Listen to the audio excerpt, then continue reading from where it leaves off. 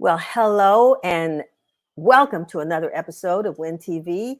I'm your host, Denise Rollard Barnes, publisher of the Washington Informer newspaper, website, Washington Informer newspaper company.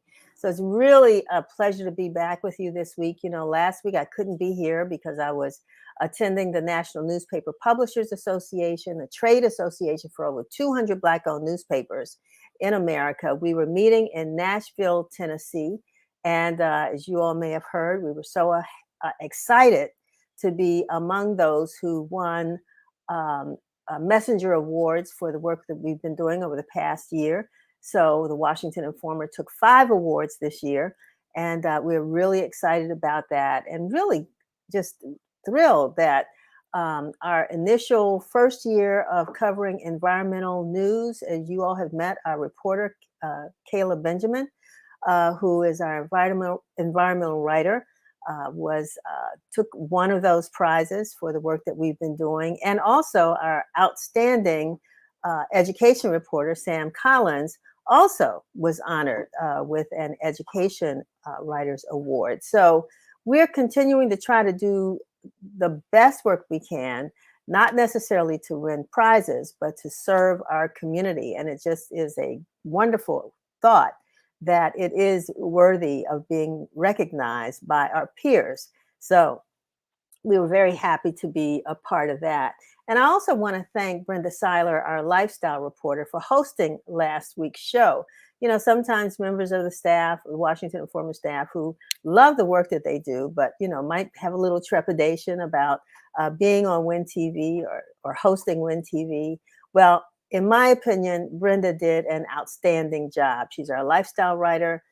She really loved the music and the theater of Washington, and of course, national as well. So I don't know about you all, but I was a little disappointed to hear that the Blackbirds concert scheduled for this month will be postponed until December. I think it's January, I heard on the show, but I'm looking forward to it. If you're a native Washingtonian or you've been in DC for many years, you know the Blackbirds. And if you ever go to a Blackbirds concert, you can see how excited Brenda was when she was interviewing one of the members of the Blackbirds.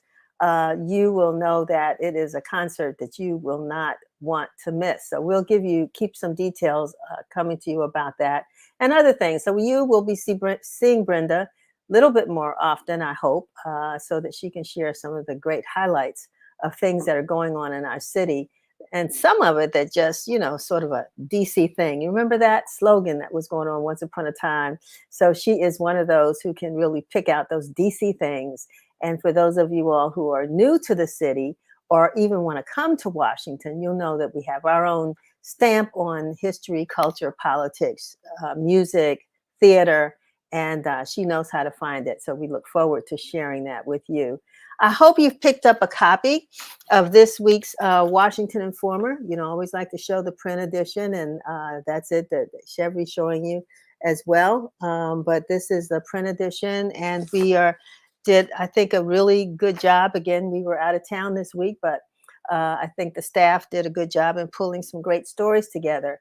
One of the top stories that was published this week, of course, was on the loss of Mrs. Fauntroy, the wife of Dorothy Fauntroy, the wife of former Congressman Walter Fauntroy, who's still with us, thank goodness. But Dorothy Fauntroy passed away 2 weeks ago. Her funeral was held last Thursday, and Hamil Harris, we think, did a really tremendous job on telling not only the fact, that she's no longer with us, but the impact that Dorothy Fauntroy has had on the city, had with her family. So if you haven't read The Informer, please pick the story up, pick the paper up so that you can check out that story. And congratulations to the folks at Banneker High School. Sam Collins, who happens to be a Banneker graduate himself, went to the 40th alumni celebration. And, I know it had to be a place to be, one, because it's the new Banneker, but secondly, because, there are so many outstanding students. I say they come from all DCPS. I'm a Coolidge Colt, and so is Chevy. So we got to give a shout out to Coolidge. But Banneker was our academic high school.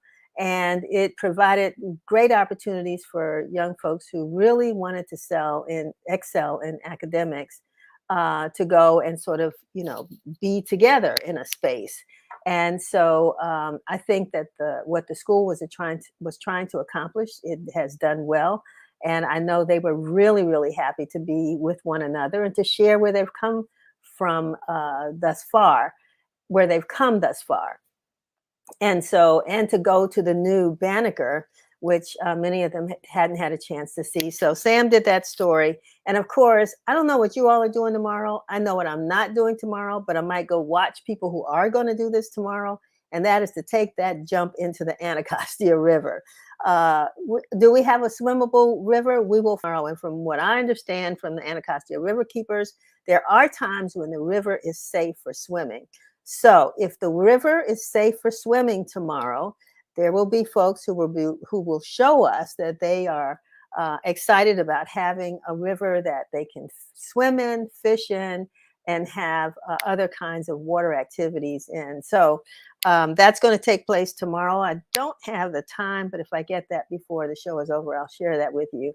But still, come on out to Anacostia as long as the weather is pretty great, and see history being made after 50 years, I think it is, that folks have been able to swim in the river. So you can be a part of history, even by standing on the sides, just cheering people on or looking at them kind of strange, like, really? Anyway,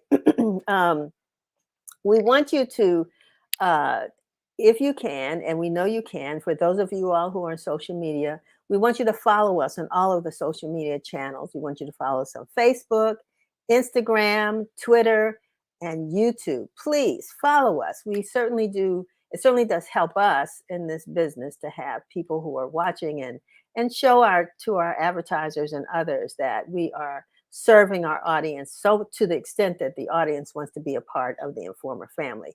So please make sure you follow us and we'll follow you back. As a matter of fact, I just checked out Thread. It was announced the other day that Thread is the new social media channel that's sort of, I guess, connected to Instagram. We'll probably do a show on this coming soon. But what I found out when I signed up for Thread is that a lot of you all are on Thread already. So, and I'm talking about you, not necessarily uh, millennial yous, but boomers. We are on Thread. Now, I may have just jinxed Thread when I said that, but we are there. And so, we are up on all the social media, and now I got to figure out how this thing works.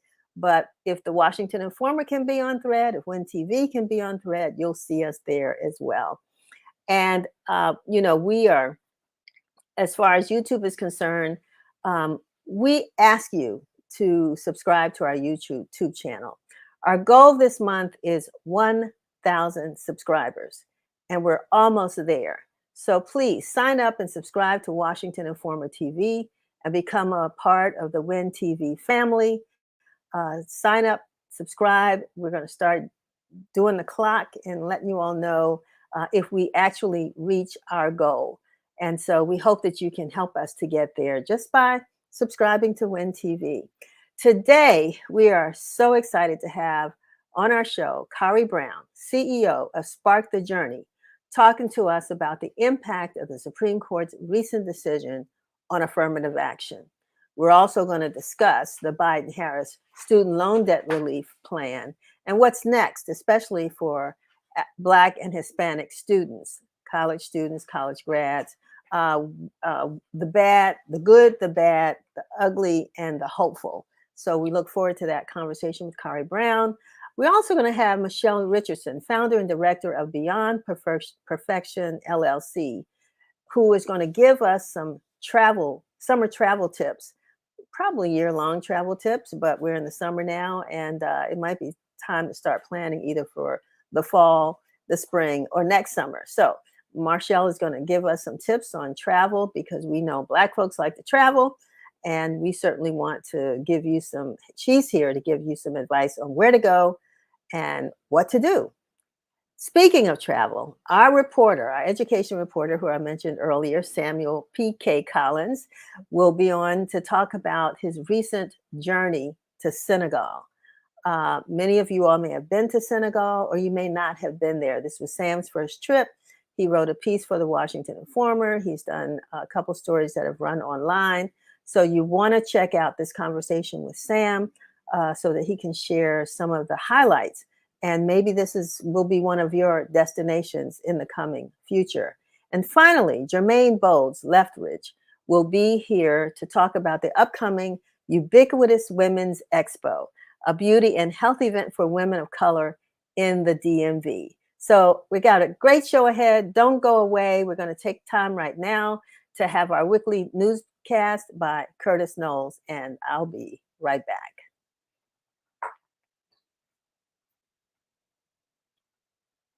This is WIN TV News, bringing you the news that matters. The Supreme Court on Friday blocked President Biden's ambitious student loan forgiveness program, which aimed to provide up to $20,000 in relief for millions of borrowers. The decision comes as a blow to the Biden administration's effort to alleviate the burden of student debt on the struggling individuals. Biden's student loans forgiveness plan, which is estimated to cost of $400 billion, was designed to offer significant release to borrowers burdened by the weight of their student loans. Biden, determined to support student loan borrowers, plans to announce a new plan of action during his upcoming address later on Friday. On Monday, the Earth notched its hottest day ever since record-keeping began, only to then smash that record again the very next day, according to data from the U.S. National Centers for Environmental Prediction and scientists with the Climate Reanalyzer Project. The global average temperature hit 62.6 degrees Fahrenheit on Monday, according to the Maine's Climate Reanalyzer, a tool used by climate scientists to gauge conditions around the world, only for the next day, July 4th, with the average global temperature climbing as high as 62.92 degrees Fahrenheit. Cities across the U.S. from Medford, Oregon to Tampa, Florida have been hovering at all-time highs, according to Zach Taylor, a meteorologist with the National Weather Service.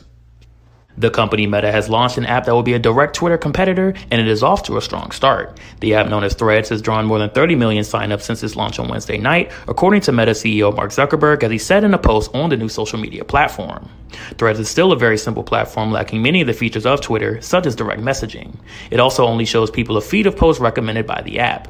In a series of responses to people commenting on Threads, Instagram head Adam Mosseri said that, quote, lots of basics were missing but are in development, including a feed of only the people a user follows. Searches and hashtags are also in the works.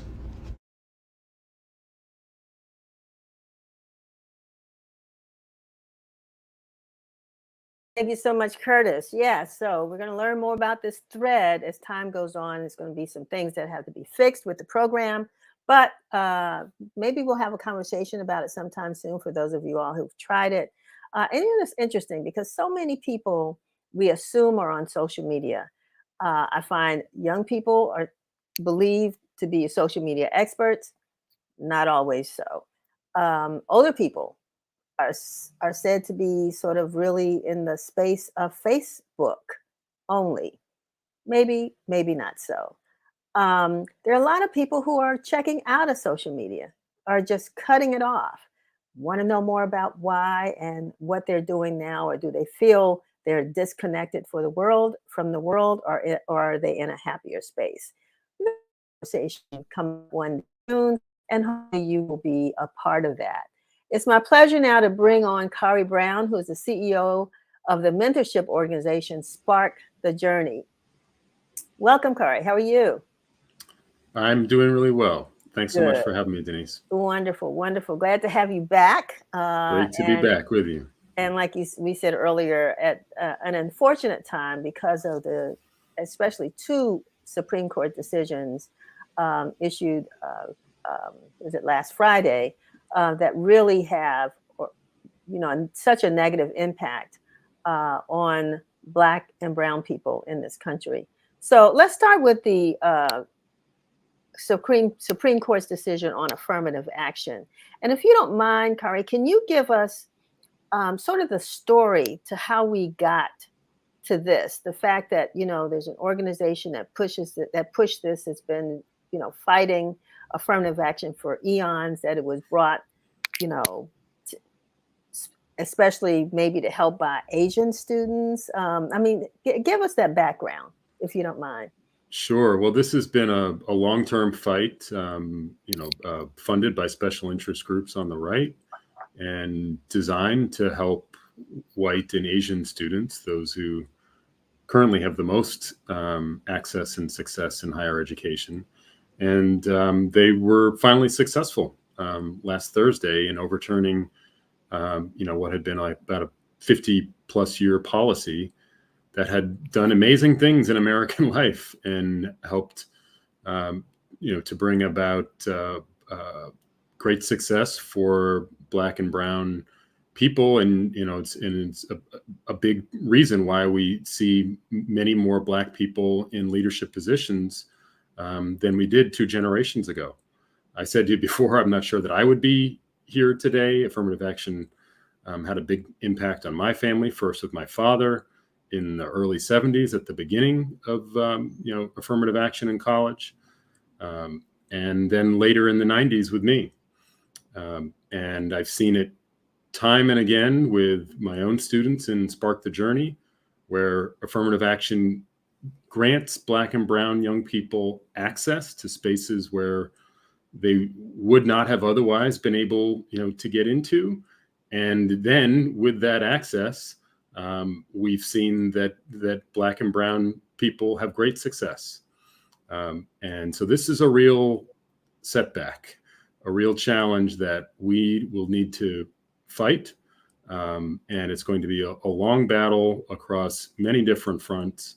And, I hope that your listeners are, willing to join in that fight, because we need everybody here working to try to bring this back around. It's almost, I had a thought the other day that this is almost as devastating to a certain extent as what we saw with George Floyd. I mean, here we finally saw in living color on video, the bad acts of police that so many just did not believe existed. And the country reacted to it. So now we have a Supreme Court decision that it seems as though on the affirmative action side with colleges, that they felt as though this rule allowed them to find ways to diversify their campuses. They relied on this. And now they're having to, look at ways in which they can still meet their goals. But from what I've been reading, a lot of colleges find that this is going to be difficult because they're going to have to use another tool. I mean, what do you think will be the consequence of this, and what kinds of options will these universities have in making sure that they can keep their campuses diverse? Well, we know from what happened in California 25 years ago in the mid-90s, they outlawed affirmative action in public universities in California. It had a significant impact on Black and Brown enrollment, particularly at the most competitive universities, Cal and UCLA. And it had an impact on overall college completion rates for Black and Brown students. And then years later, had a big impact on wages for Black and Brown students. So we know that this is a threat. This is a really significant thing that requires a reaction like the George Floyd response that America responded to.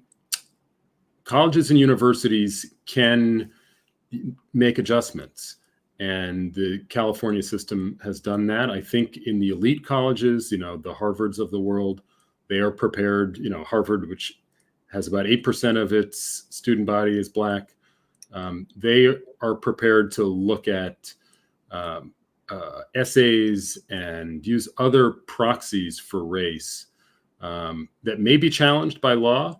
The real concern is at the larger public universities that may not have the time to comb through every single application and may not have the resources that a Harvard does, say, for instance. So this is going to take, as I said before, a significant widespread effort.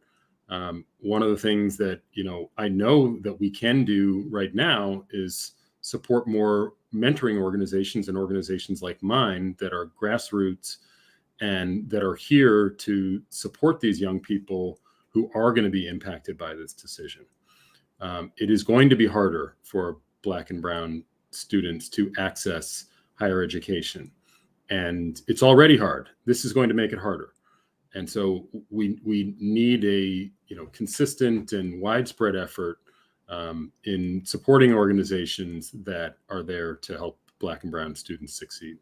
And let's talk about your organization and how Spark the Journey helps with mentorship. I mean, how long you've been in existence, some of the things that some of the young people that you serve.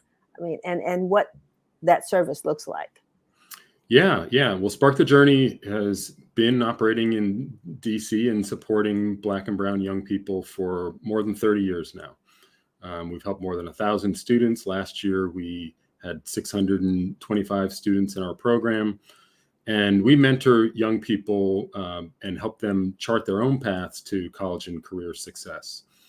And that's done with volunteer mentors and a guided curriculum and intense staff support for our students and mentors to help them navigate the barriers to success in college and in preparing for the workforce. So we've been working at this for, as I said, for more than 30 years. We've refined our program and we've had a lot of great results. Our students have done very, very well. We have nearly 60% college completion rate, which is about 3 times the rate for similar students nationally.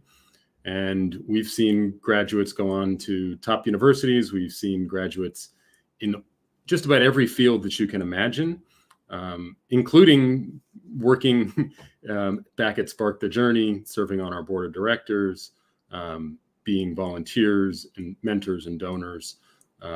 And so it's a program that is proven and stood the test of time, and will continue to be here and working, to support Black and Brown young people. Corey, has your optimism changed? I mean, I think you've had some great successes that you shared with us, and we all can celebrate the fact that through your programs, some young people have really done well, and like you said, attended some of the top universities around the country. When you first heard that decision, one, not only dealing with affirmative action, but now student loans, right? Because now kids have to think, do I really want to put myself in debt or my family to go on to college when I have to take on, I need loans to get there? How did you personally feel about this decision and as it relates to the students that you serve? And what is it that you think you're going to have to do differently? Well, this was personal for me. As I mentioned before about my own story and how I got to be here. So I was upset. I was sad. And yet I've been around long enough to know that this is a long-term, racism has been here, was here before me, will be here after me. I'm committed, my life's work is doing what I can to help with whatever circumstances we're faced with. So not deterred, and we need to be more thoughtful, more creative, and just as determined or more determined than ever. What else is there? Right, exactly. And that's, to me, that's the hopeful part, right? Because we have come through so much, not that you and I necessarily have come through it, but if we look at our history, that's right. We've been down, but we haven't been out. Right. We have been able to pull up something, one bootstraps to pull something up, to get up and to get to the point where we are today. And so that's the hopeful part, or optimistic part I was talking about earlier. You can't keep us down. You might try, but you can't. But it is the reality. I think what you're saying is that it is going to be more challenging for our children to move forward, particularly when we had this opportunity that sort of it never leveled the playing field, but it helped to do that. What was wrong? It's helped. Yeah. But what was wrong with affirmative action? I just want to get that in before we go, because everybody says it was flawed. What was wrong with the program? Well, no program is perfect. There were people like Supreme Court Justice Clarence Thomas who said that it made Black and brown people feel that they were less than. And certainly, there was an aspect of, what we call imposter syndrome that was forced upon Black and brown, students who were told that the only reason that you're here is because of affirmative action. Mm. In my view, the benefits far outweigh, that downside, which is a truth, but that is going to be experienced anyway, right? The feeling of not belonging or being explicitly or implicitly told that you do not belong is a part of life in America for Black and brown people. So it is not a reason to change, a policy that was working. Right, right. Well, I want to just say thank you for the time. I'm sensing an echo here, and thank you, Chevy. Thank you. We're having a little technical difficulty on this side, but I just want to say thank you very much for being with us. And we want, to have you back a little bit more often because, there's a whole lot we can talk about with regards to mentorship, helping our students to excel, learning more about your program, and maybe even getting some of your participants on to. We'd love to bring some of our students and some of our volunteers, and anytime, please let us know. We'd love to come back, and thank you for, shining a light on, the importance of mentorship and supporting young people as they're going on this journey, because, college, while is not perfect, is a really important way of achieving economic mobility and success in America. And so we need to keep working on this. So I'm really glad that you're here to support those efforts. Well, you and the program Spark the Journey are symbolic of what needs to continue to happen if we're going to, just say, forget this affirmative action on our part. We can make this work. So I just want to make sure that people know what you all are doing and see continued success with your program and with the young people you're working with. Thank you, Carl. Thanks so much, Denise. All righty. Have a good one. Take care. So, as I said, we're down, we're not out, and we have programs, and I think Spark the Journey is one of those programs that really is going to help young people. We've got to dig in and dig deep and make sure that we don't allow the system to be the answer. We have to be the answer. We have to be, as they say, what we're looking for, the group that we're looking for to solve the problems that are impacting our community and do what we can to help young people. So I'm so glad that he was able to be with us today. And now I want to bring on Marshall Richardson, who is the founder of Beyond Perfection Consulting, LLC, because, she's got this slogan, and some of us actually need that moment to get away, which is I plan, you pack. Marshall, welcome to WIN TV.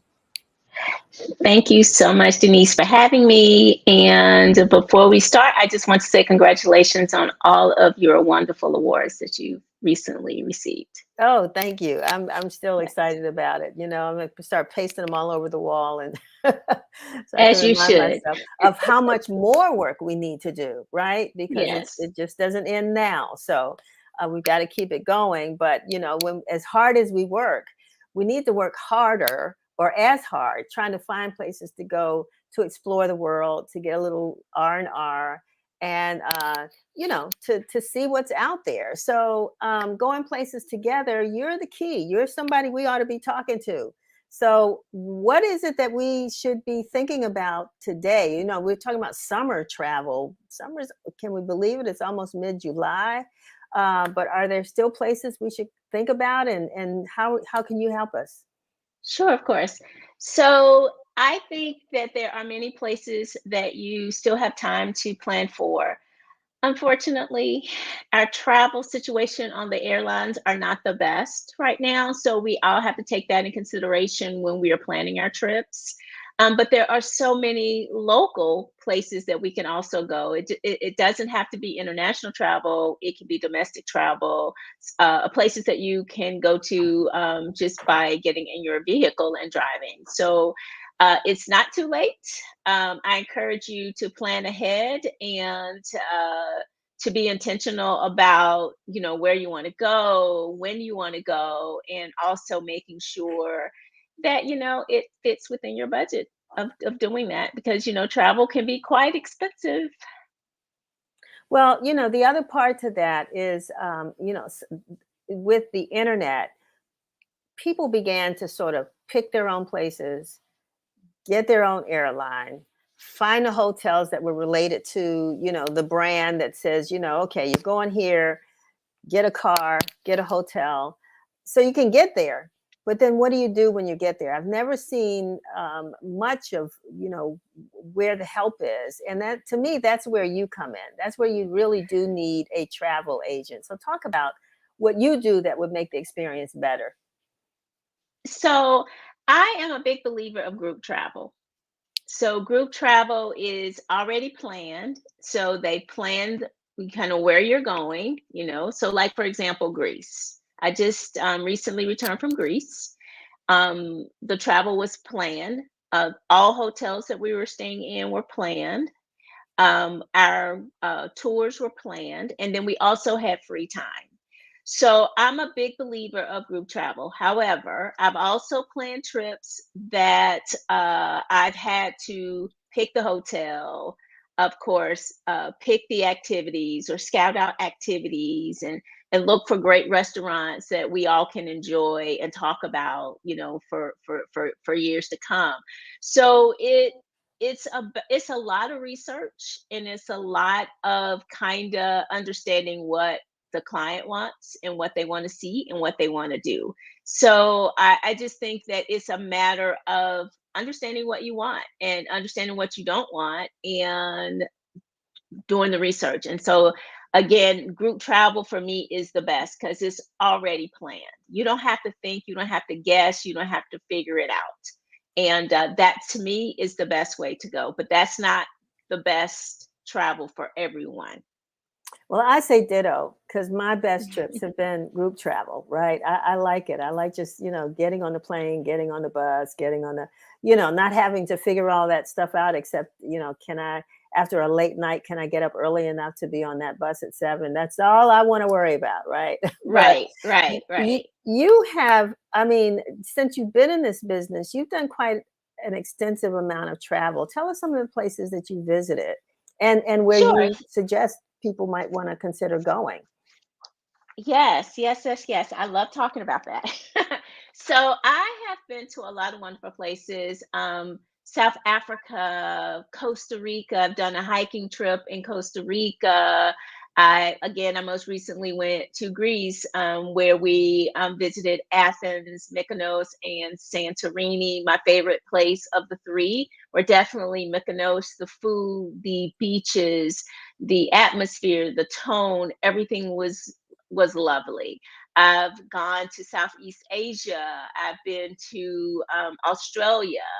I've been to probably all of the Caribbean, just in my travels, and um, it has been simply an amazing journey. I just feel so abundantly blessed to have been able to do all of this travel and to be able to share the travel with family and friends and whoever wants to join us. So how did you get into this, Marshall? I mean, this is something you have to specifically say, oh, I like this trip. Oh, I'd love to take other people.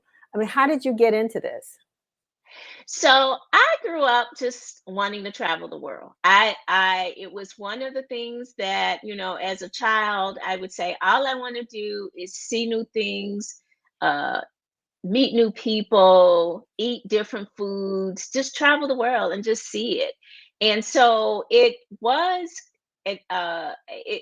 has always been something that I wanted to do and that I admire and that I was envying when I saw people traveling the world. I was like, I'm going to do that one day. And so I'm here. The day is here, and I've had the travel business for about 6 years, and it's been an amazing experience. And I just love it. I love it. And I actually am a customer service kind of person. So I make sure that every single person that is traveling with me, because it's an investment and I appreciate them trusting me with their travel investment. So I provide the best level of customer service I can for them, in addition to providing them with the information for group travel or non-group travel. I make sure that I have meetings and that I give them great traveling tips that they need to know, because people love to travel, but sometimes they just don't think about things. Like, for Mhm. example, um, people still pack their medication in their checked luggage. And I make sure that they know not to do that, because an emergency could happen and they may need it. And so I give them those types of tips. We talk Good about idea. the whole passport situation, although right now isn't great. But if you have your passport, you need to make sure that you make a copy of it and leave it behind, because if your passport is lost or stolen, which happens with the pirates and the pickpocketers, then it's easy for us to go to the embassy and get you squared away so that you can get back home, right? So it's those types of tips that I constantly remind people of. And I also, help them with the luggage, making sure that they are packing smart. We go on these trips, and I'm guilty of it. Go on these trips and we take two big, large pieces of luggage, and it's overweight to begin with. So you get to the airport and then you become mad because they're charging.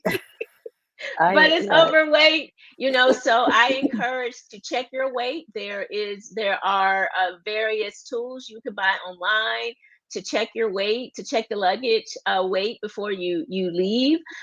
So it's just a multitude of tips that I try to give that aren't new. I didn't make them up. you know they are tips that people just forget, or some people just don't know. So what happens? First of all, we do have your Instagram page set up Thank you. here. So if people want to know more about your events, they can go there.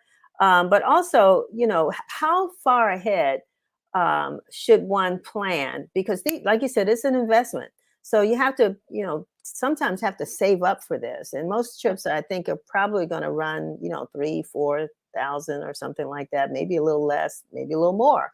So it's not anything you can say, oh, I want to go to Greece next week. It may take a little time, or whatever other countries you will take people to. How do you prepare for a trip like that? So, good question. So, when I'm planning a trip, I try to plan the trip about a year in advance. That gives people enough time to make payments on the trip.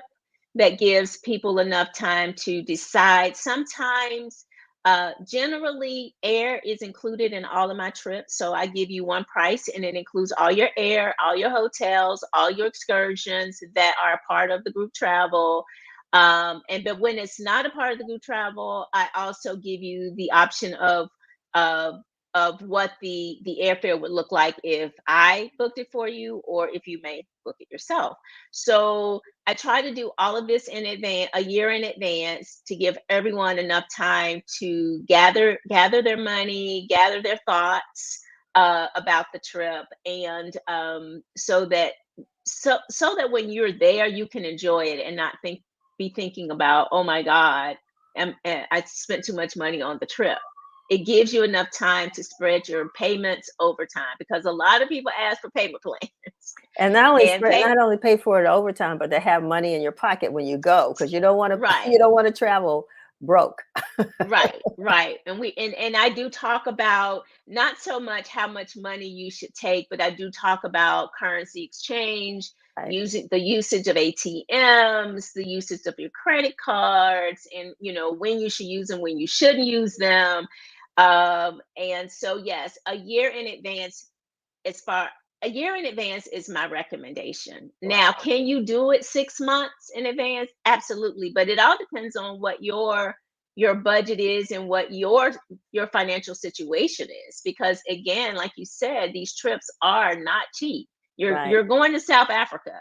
You're going to Australia. You're going to, my goal is to reach the Antarctica. I've gone, of course, I live on one continent, of course, but I've been to 6 of the 7 continents. So I'm trying to get there. And Right. so my next trip, I've worked in the Middle East before, so I've had the luxury of kind of experiencing what that life would be over there. And so I do have a group going to Dubai in 2024, Dubai and Abu Dhabi. So that's gonna Well, be fun. we could talk about this the whole show. We actually are running out of time, but what is your next trip coming up, So or my that next people can still uh, you know participate in? Sure, of course. So I have a trip that's going to Holland and Belgium in April of 2024, and then I have a group going to Dubai and Abu Dhabi in November of 2024. Okay. All right. So if folks want to know more about it, they can visit your IG page. Is that correct? They Yeah, they can visit my IG page. They can visit my website, which is also the same as my IG, but with a .com. Okay. They can, email me. You can search my name and you can come up with all of my information about my website and about my business. Wonderful. Thank you so very much, Marshall, for being with us, for keeping us in that travel mood. Because, like I said, summer may be over, but there are opportunities year round. Our summer or our winter is somebody's summer, right? So, Absolutely. when we say summer travel, it doesn't have to be summer here. It could be summer there, like South Africa, for Yes. example. So, I Yes. appreciate you being with us. And who knows, you might see me on one of those trips. Well, thank you for having me, and I'm happy to have you. All right. Thank you so much. Speaking of travel, I am excited. Now, I guess Sam's not with us. Oh, wow. Okay. Okay. We're going to do Sam last, but we were going to try to tie that in. But we're going to come back and talk about his trip. But right now, we're going to talk about a trip to the Washington Convention Center with Jermaine Bowes Lethridge, who's a beauty broker from Howard County for leading brands and founder of Ubiquitous Women's Expo that's taking place July 21st and through the 23rd at the Convention Center. Jermaine, welcome to Win TV. Thank you. Thank you for having me. It's wow. So this is, you've been doing in this business now for 30 years. Over. You only look like you're 30, so I guess you Oh, were thank born into you. this. So Thank you. tell us about, one, how your journey into the beauty industry, and then what Ubiquitous what the expo is going to be about. Well, I started in the business over 30 something years ago as a merchandiser for Soft Sheen. And I have to say, thank God for people that really pull you up. And so had people that really worked with me and got into the beauty business, and I fell in love with it. Great people. I have met lifelong friends in this industry. It was an industry where the first person, a woman, period, became a millionaire, Madam C.J. Walker. And this business has made a lot of people money, and it continues to make a lot of people money. And so I started from the bottom, on the bottom rung, and worked hard, and then was presented an opportunity by Luster Products, who has the Pink Oil Moisturizer Company and many more other items.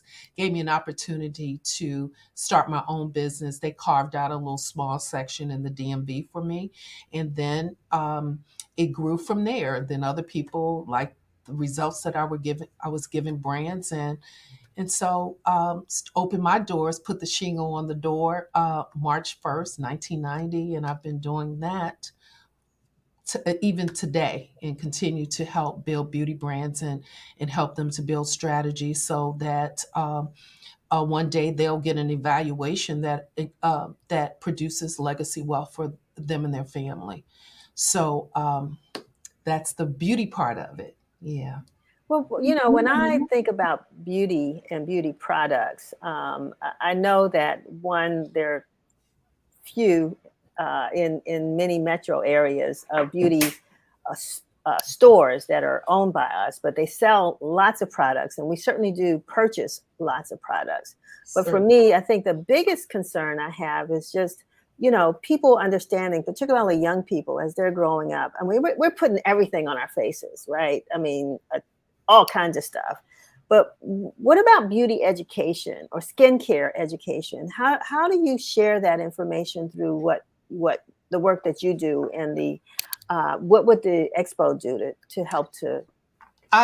That's a great question, and that's why I started this. Over the idea came about maybe, let me see, if we didn't have COVID, it would have been our 12th year.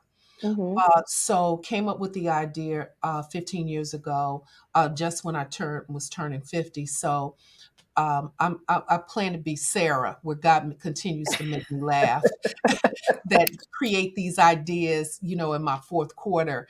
And so what happened was the natural whole thing came about maybe 15, 20 years ago. But what I saw was that Black women were separating themselves based on how they decided to wear their hair. If you were still perming your hair, it was like you were a sellout. And then, you were enlightened if if your hair was natural.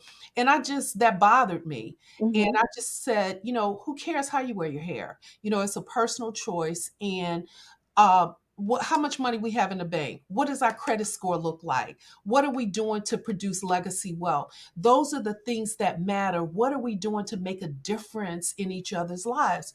So that's where the name ubiquitous comes from. Okay. Ubiquitous means to exist, to be everywhere at the same time. We know only God is ubiquitous, but we can be ubiquitous by making a difference. And so to specifically answer your question, one of the things that we have great topics, discussions at Ubiquitous, panel discussion. This year, we're going to talk about the Black Barbie doll syndrome. What is going on with that? We talked about, are you wearing the weave, or is the weave wearing you? We've had, about aging, how I forget some of the titles, but we talk about, what does supplier diversity really mean? Mm-hmm. I try to bring in chain accounts. CVS is one of our major sponsors, and they're going to have a diversity person there that's looking at brands. We do clinical, they do testing, and it shows that we're looking good, but we're not healthy. Mm. And we have Dr. Heavenly. She's on Merit to Medicine. She's going to have her university, Heavenly University, is talking about financial sustainability. We even have Coach Stormy, who was a stripper and now a multimillionaire. What's her mindset? What kind of mindset gets you from that point to another point? And we have wonderful vendors, and with our system, our political system, trying to change what is happening with us. It's more important now than ever for us to support each other. They're challenging affirmative action now, and Black women are some of the top people that have started their own business, entrepreneurs now. So in a minute, DeSantis in Florida is trying to make it where you can't give money or make exception based on color. That's Mm-hmm. who is that going to impact? Because we already don't have access. Mm-hmm. Mm-hmm. So now more than ever, we must support each other. We must support each other, but when we get supported, we have to do good business. We have to do business without excuses. So Ubiquitous is really about us learning how to collaborate with one another, to love upon each other, to appreciate our awesomeness. And my tagline is the power of us, to Wonderful. really recognize the power of us. So this event at the convention center, the 21st to the what did I say? 21st to the 23rd. Yes. Yeah. So does it cost? How can folks come? Yes. Should they come for a day? Should they come all 3 days? Okay. You need to experience the whole thing. So let me just tell you all that you get. Then I'll talk about price. Okay. So I mentioned about Coach Stormy, Dr. Heavenly, and so Friday night we kick it off with the black and bling. You wear your black and bling it out however you choose to. That's at 9 o'clock, and we have Drew Hill will perform, and also Kwame. And it's my appreciation for my sponsors and vendors, and then we give out the Ubiquitous Woman of the Year award, and then they get the private shop. We only allow 700 people, and we may be full. I'm not really sure yet. I got to look at the numbers. And so we kick that off on Friday. Then Saturday, we have Raheem Devine will perform. We have those workshops. We have workshop panel discussions. Then on Sunday, we go to church. We have Isabel Davis, who's a Stellar Award winner, and she just got another Billboard award. Marette Brown Clark. We have Pastor Aventer Gray. Also, Dr. Kim Lee. We're going to the art of worship. We need God more than ever these Yeah. days with these Oh, mass yeah. shootings, the mental health issues. We got to stay on our knees. And so we go to church. We talk about the art of prayer, the art of worship. And we have also Minister Pamela McLaughlin, who is just so prophetic. She's amazing. And then, of course, shopping with the vendors. We have some great vendors, as people that are vending for their first time. We try to encourage them. It's just a beautiful, beautiful show. So it's a women's expo. So it's not that No I men was come. No men come. okay. All right. It's Good. men. Oh, we get a lot of men that Yeah. come through because we have products for them too. And you can get your tickets on Ubiquitous Expo. We're on Eventbrite. Follow us on Instagram, all the social media platforms, ubiquitousexpo.com. And it is each day, if you pre-buy your tickets, $15 a day. You can do a VIP package where you'll get to meet the celebrities, and we treat you so good. That's $125 for all access. Which is really a great deal, for all of what you're getting. Now, did you say $15 a day? $15, yeah. Just to get into the expo? Yes. That is a deal. Yeah. And then the manufacturers, Denise, they offer them great deals on products. Right. It's just really exciting to come, and it takes you 2 days to get through because you want to take the time and really get educated on these manufacturers' products. And how long have you been doing this expo? We're celebrating our 9th year. Also, I wanted to mention CVS. They're doing health screenings.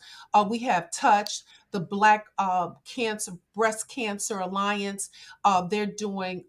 They did mammograms, free mammograms last year. They're doing another procedure this year. We have Open My Heart. We have all of these things about we got to be healthy. Black Enterprise did this event. Health is wealth. You're nothing if you don't have your health. So come on, we gotta take care of ourselves. So we encourage that too. So it's beauty, wellness, and health.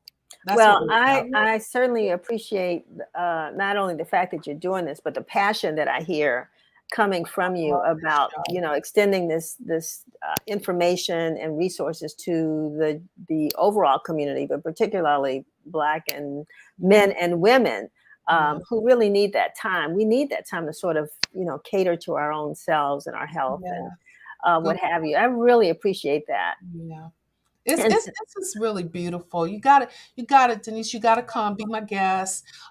It's really is a good experience. And I want to just tell you this quick story. Last year, we got a letter about a month or two after Ubiquitous, and it started out by saying, "Ubiquitous saved my life."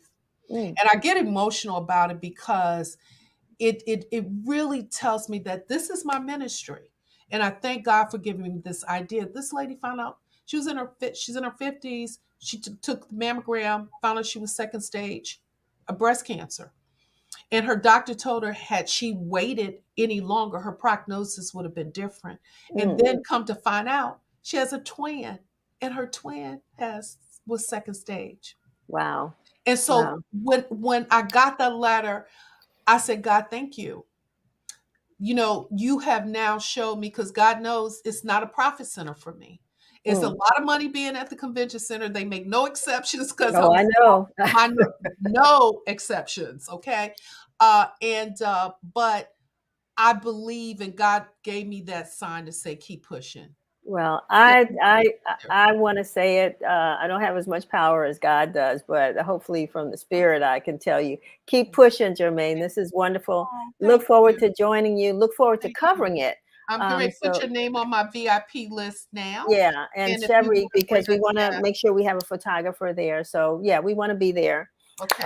So that for those Friday night and Saturday, I want you to come Friday night, so you really see that private part of it.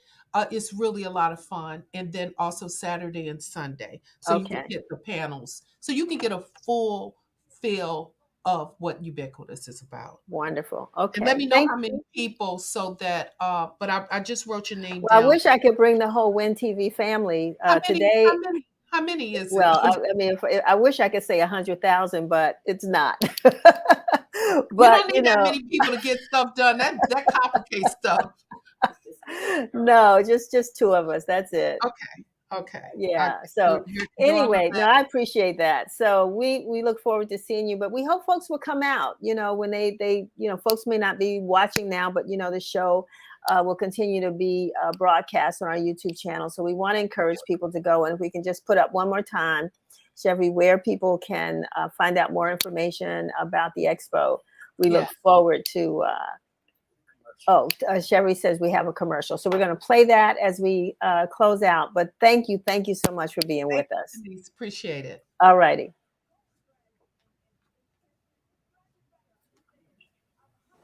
Get ready. It's time to celebrate the 9th annual Ubiquitous Women's Expo.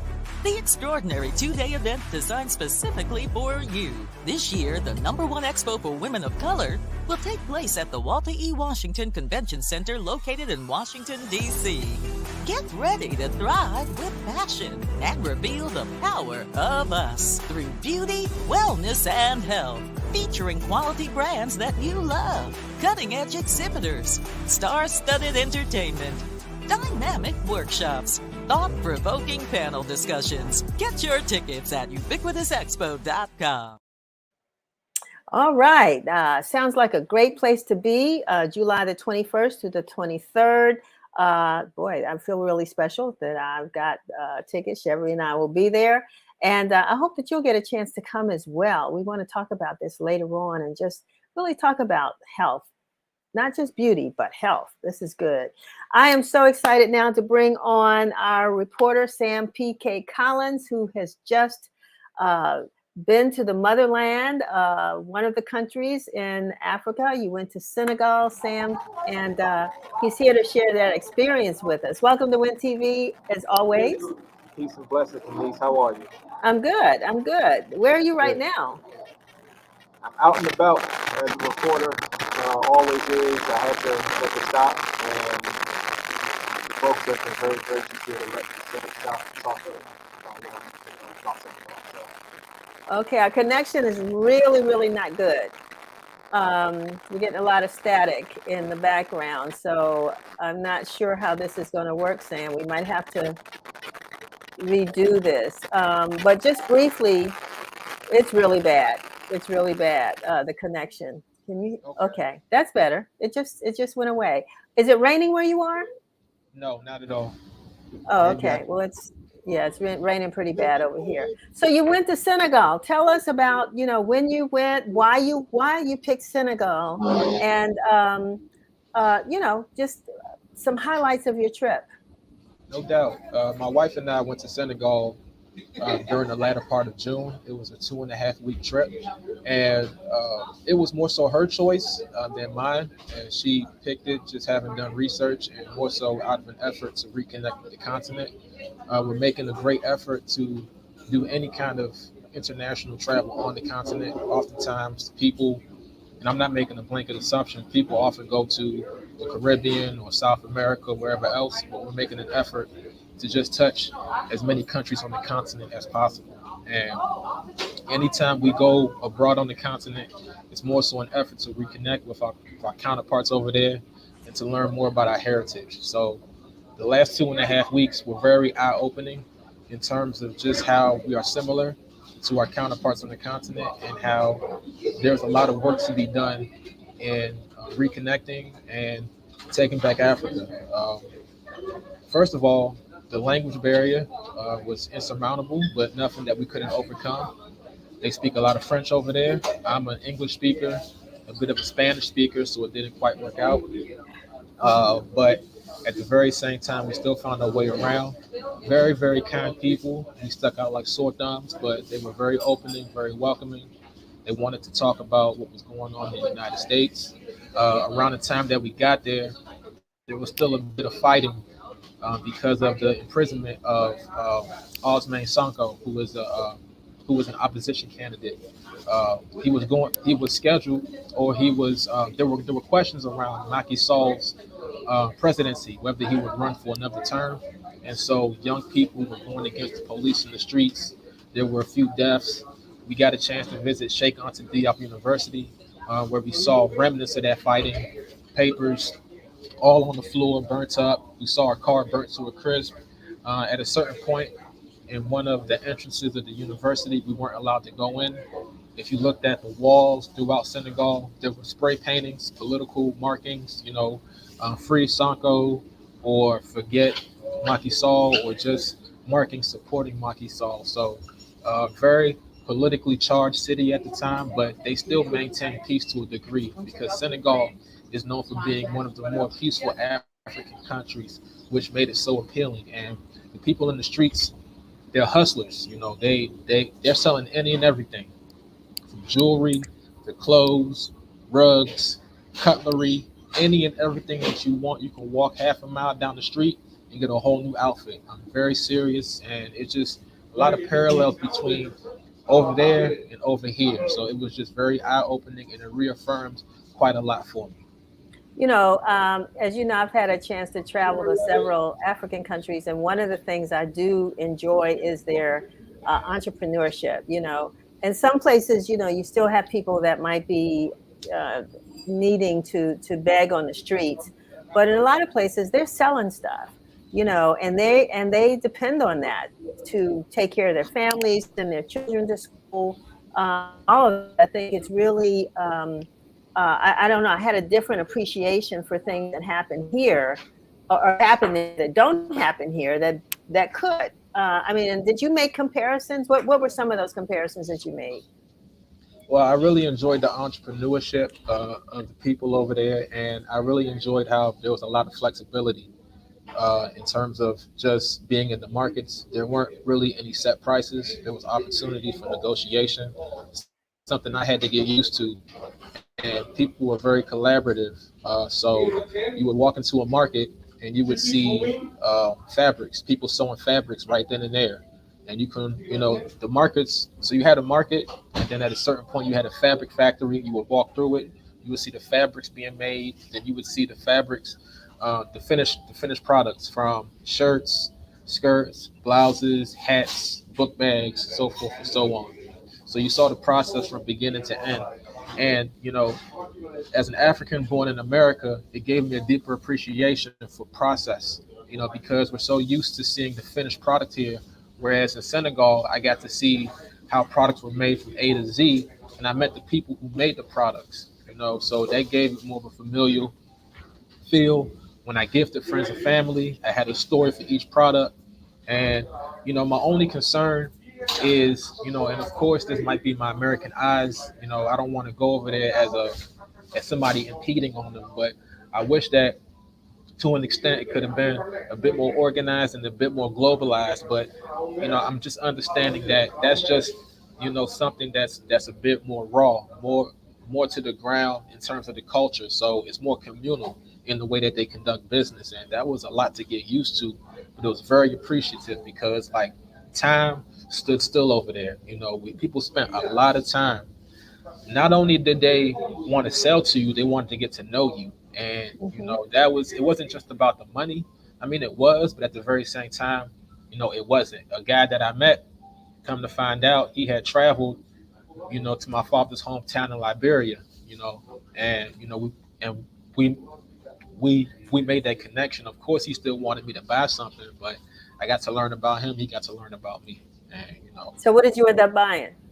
oh man, I bought this. Of Okay. course, I bought shirts, I bought pants, I bought sandals. All of that from him? No, not from him, not from Oh, him. okay. I bought jewelry mostly from him, just a bunch Okay. of jewelry. But Okay. in All right. terms of just overall shirts, sandals, shoes, um, a lot of accessories, and we also made connections. Nice. So you, Tell me about the food, Sam. I mean, Senegalese food can be really good. I love, there used to be a restaurant here in DC, and there probably still are a couple, but I love the spices and the flavors of food from Senegal. But what was your experience like? well, there's a big debate going on in West Africa about who has the best jollof rice, and Yes. you know, it's oftentimes between the debate is between Nigeria, Liberia, Ghana, Senegal, and whoever else. But Senegal takes the cake. And me being biased, I would say Liberia is a close first or second. I think that Liberia and Senegal shares first place. But Senegal, people, unbeknownst to a few people, to many people actually, jollof rice originated in Senegal, the region where it is. And, um, Wolof, the language that people in Senegal speak, has a close relation to the name jollof. And you can't really call it jollof out there. They give it a different name. It's a French name, Thiom de June, something like that. So oftentimes I would say Thiom de June and poison or poison, meaning fish. So for the first week, Denise, I was eating jollof and fish almost every day. It got to the point where I was said, okay, I got to fall back, but Right. it Right. was very Yeah. good food. The fruits were fresh. I always made it a point to go out to the markets and buy fresh fruit. I ate it there. It tasted much different than it did here. Um, the cuisine, Senegal, Dakar specifically, has a very good nightlife. Very chill. There's a bit of class mixed with culture. And music? Oh, the music is phenomenal. Phenomenal music scene. I didn't get to see it as much as I wanted, but it was very cool. There's a tower, uh, a lighthouse actually, that we went to. You go to the very top of the lighthouse. They had a guy singing cover tunes, and they had a drummer up there as we were eating. Uh, Very cool. And you saw the. So, Sorry, go ahead. oh no, I was just going to say too, Sam. On another note, coming back home to Washington and hearing the horrific news about the murder rate, just really skyrocketing in DC. What was safety like? How did you feel, being away from this there? Was it any different? I mean, are they having similar problems there or not? From If what you experienced, I don't, if anything, the problem was me, just me being on my P's and Q's too much, having been in DC all my life, and walking back and forth through alleys and cuts to the hotel, from the hotel to the main road, and being on my P's and Q's to the point where I had to breathe and tell myself, this is a different place. People looked at us. I wouldn't say I wouldn't say that it was unsafe. It wasn't unsafe at all. If anything, and this is the reality of living in a so-called developing nation, you would have to watch out more for people who might want to pickpocket you or burglarize things like that. But as far as violence, in terms of murders and killings, I didn't feel like that. I did not feel like that. I didn't hear any news of that. Not to say it happens at all, but that Senegal, I didn't see that happening, or I just didn't hear about it. And the last thing I want to ask you, because you are our education writer, And when it comes to the education of children in Senegal, I know in a lot of countries, they have to pay for their children to go to school. Most of the children wear uniforms. Um, the girls in countries that I've been to, wear very short hair. They're not wearing hair long and whatever. And the classrooms, I don't know if you had a chance to attend any of the schools, but tell us a little bit about that, how you contrasted education there with what happens here in the US, particularly in DC. The young people, so to your point about education and people having to pay for it, Senegal has made an attempt to make education free. The issue more so is enrollment, getting enrollment to high numbers. There's a parallel education system that's more Islamic and fundamentalist that a lot of the young people are funneling themselves into, and it often prevents them from attending the conventional Senegalese school system. And another thing in terms of the school, depending on how you perform on certain tests, you know, that dictates how far along the school system you go. So by the high school level, a lot of students might find themselves, dropping out or just taking on different trades rather than going on to the secondary or college level. So, oftentimes during the school day, and I had to ask myself, is it because it's summertime but there were still students going to school in the summertime, and there were just as many young people in the streets panhandling and, figuring out how to get by in terms of just selling things or asking for money. So Senegal's making some strides, but at the very same time, there's still a lot to do. And it reminded me to an extent of what's happening in DC. Even with young people going to school, there's still a question of academic performance. And Mm-hmm. you see the same thing there. And there's an oversaturation of taxi drivers, young people in the streets selling things. Just reminds me to a degree about what happens in DC when young people can't enter into certain industries. They might oversaturate one of the more low-hanging fruits, to make money. So, all in all, it sounds like you had a great trip. It was a great experience, very eye-opening. Where do you plan to go next? Next is Liberia, hopefully. So I'm crossing my fingers for that. That's my ancestral homeland. My folks came here in the 1980s. So, and Liberia is actually just my identity with Liberia is how I became a Pan-Africanist, just given its history. So I'm very excited to connect with family, many of whom I've been talking to for the last few years, and just get a sense of what's going on the ground. So, One of the things that I'll say I keep saying in closing, but traveling and seeing expats, people who have left the United States and relocated in places, that's kind of how the story about Liberia anyway, goes way back. And I'd love to hear your version of that story once you've had a chance to visit. But in Senegal, did you meet any other Americans who have made Senegal their home? it's a great question. There's a group on Facebook, but I didn't get to meet any in person, actually. Mm-hmm. Okay. So, yeah. All right.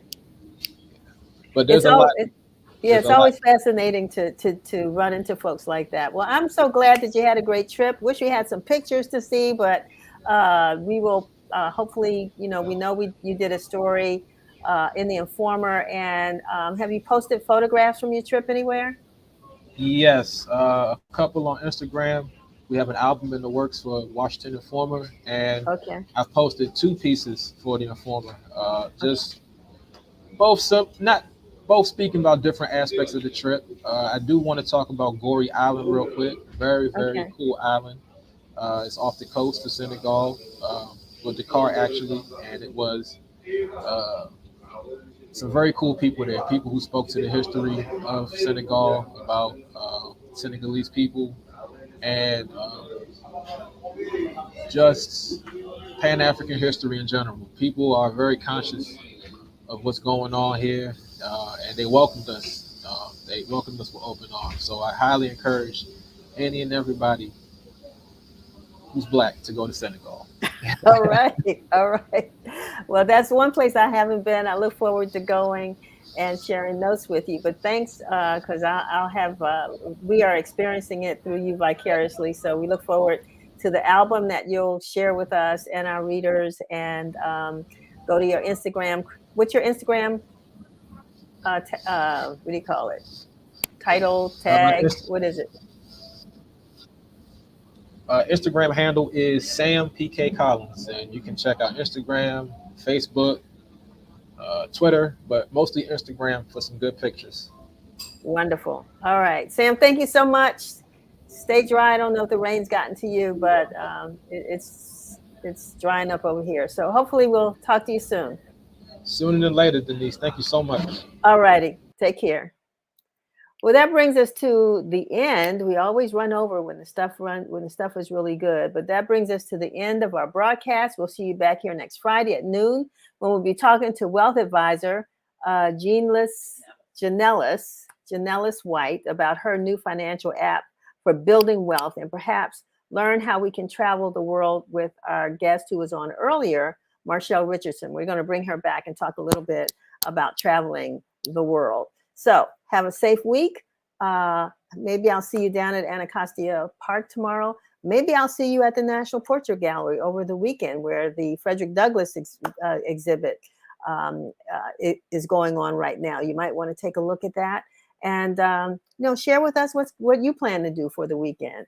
You can do that on our social media pages, and just post photographs of some exciting things that you've done during the summer. So we look forward to talking with you next week. Have a safe weekend. See you later.